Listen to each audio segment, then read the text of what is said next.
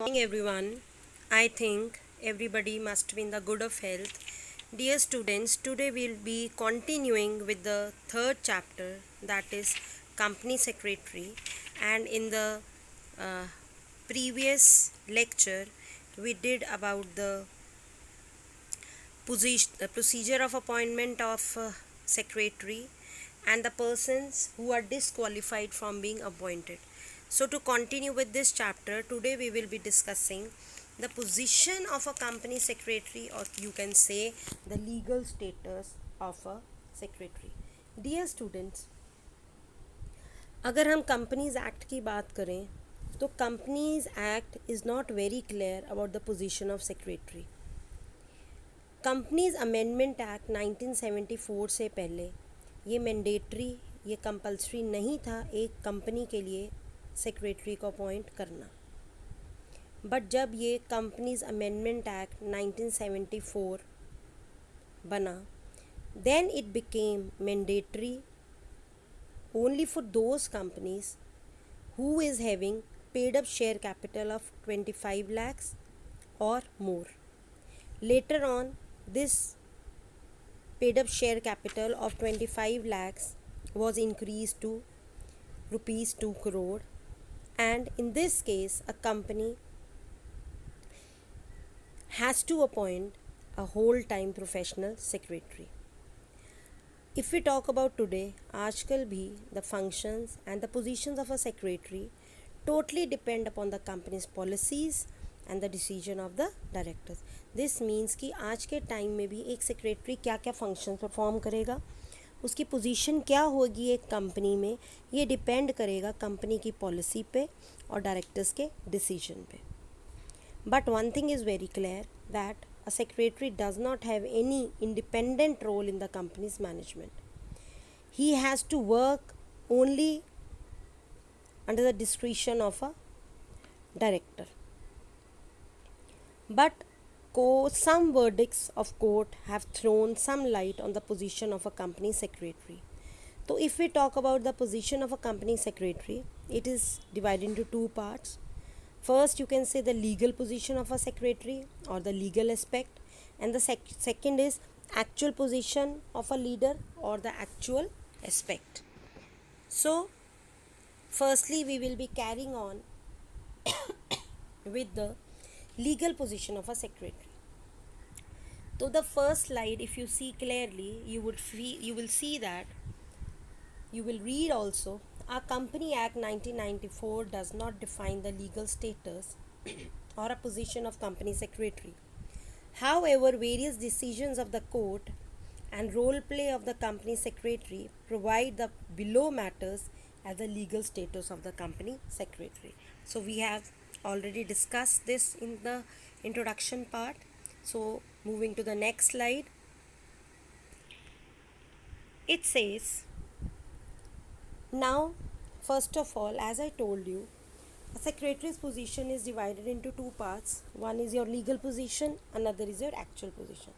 So, to start with legal position, so firstly, the secretary, as per the legal position of a secretary is an officer.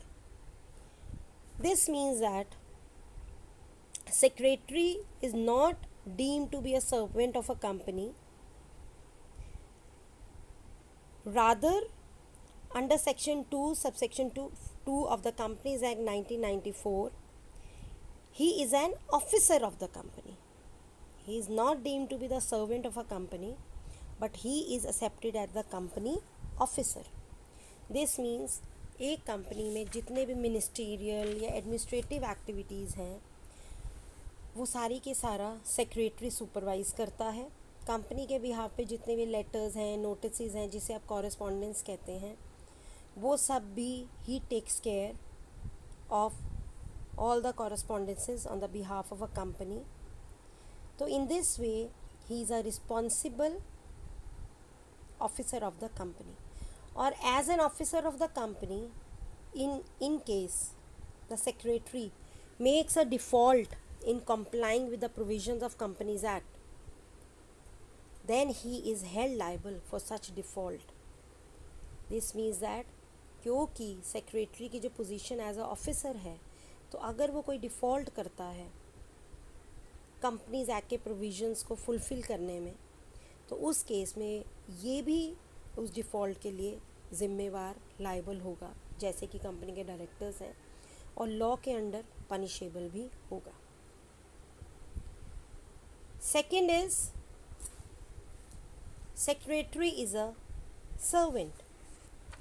तो अगर हम legal point of view से बात करें तो secretary is a servant of the director, but yes he is a trusted servant of the directors. He is a person who implements the plans made by the company's directors.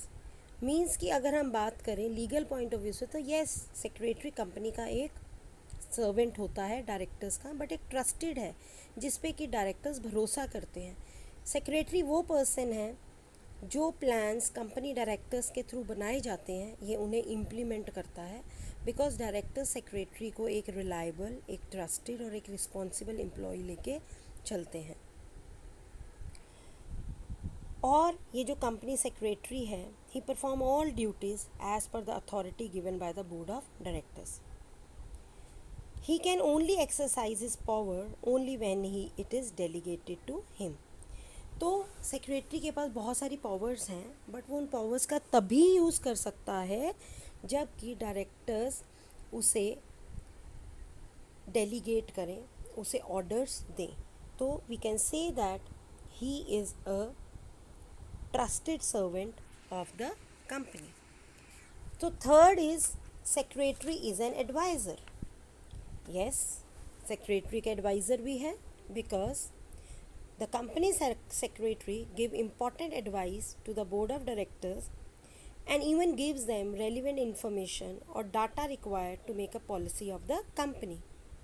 This means that जो company secretary है वो board of directors को सलाह भी देता है, और अगर कंपनी के लिए डायरेक्टर्स ने कोई पॉलिसीज़ बनानी है तो उसके लिए कुछ जो इन्फॉर्मेशन चाहिए, जो फैक्ट्स चाहिए, वो सारे सेक्रेटरी ही प्रोवाइड करता है to the director. He also advises on time-bound changes to cope with the current socio-economic challenges. तो एज ये जो सेक्रेटरी है, ये कंपनी लॉ से काफ़ी नॉलेज है इसको, कंपनी लॉ की और उसके प्रोविजंस की, इन्वायरमेंट की इंफॉर्मेशन पूरी होती है इसके पास। तो इन केस अगर हमारे इकोनॉमी में कोई सोशो इकोनॉमिक चैलेंजेस आते हैं, चेंजेस आते हैं, तो ये डायरेक्टर्स को एडवाइस भी करता है कि करंट पॉलिसीज़ में, वर्किंग में, एक्शंस में क्या चेंज लाने चाहिए according to the social economic changes. Fourth is secretary is coordination. Yes, secretary एक कोऑर्डिनेशन कह लो या कोऑर्डिनेटर कह लो, क्योंकि सेक्रेटरी क्या है, he coordinates the activities of different departments. तो he act like a liaison as a middle man with the directors, with the staff and other stockholders of the company. Next is secretary एक administrator भी है। तो company secretary is the chief, is the main administrative officer of the company. Why? He regularly make representations and enters into contracts on the behalf of company. He is solely responsible for the board of directors for the smooth running of the office work. As I told you earlier also कि जो secretary है, he is well versed with the company law and all इस provisions. तो company के behalf पे ये दूसरी parties के साथ कॉन्ट्रैक्ट्स भी एंटर करता है, और ये बोर्ड ऑफ डायरेक्टर्स की स्मूथ ऑफिस वर्क की स्मूथ वर्किंग के लिए भी ये रिस्पॉन्सिबल होता है। तो as he takes care of the smooth working of the office work, तो he is also an administrator. Next is yes, secretary is an agent. तो डियर स्टूडेंट, जो कंपनी का सेक्रेटरी है, he is also an agent of the company. As you know that we have already red before, as agent is responsible to his person for all his actions as an agent. So in the same way, a secretary is responsible to the company for his actions done under the authority which is given to him by the company. तो इस case में हमें ये जानना ज़रूरी है कि company will not be bound by any act done by the secretary. हाँ, but if the secretary has the right to act on behalf of the company given to him by the company's directors, then the company would be committed to what the secretary does.